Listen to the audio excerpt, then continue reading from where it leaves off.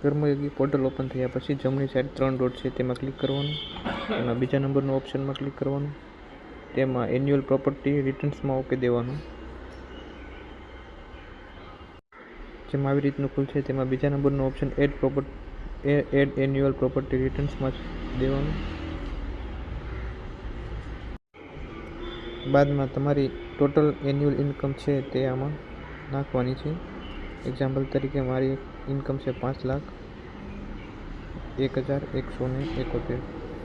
આટલું નાખ્યા પછી એપીઆર સબમિશન કોમેન્ટમાં 2026 લખી નાખવાનું છે. બાદમાં એડ ટુ લિસ્ટમાં દેવાનું છે. કમેન્ટ સક્સેસફુલી થયા પછી ઓકે દેવાનું છે. બાદમાં નીચે સબમિટ નીલ એન્યુઅલ પ્રોપર્ટીઝમાં ઓકે દેવાનું છે. આરવી સ્ટોરમાં યસ દેવાનું છે.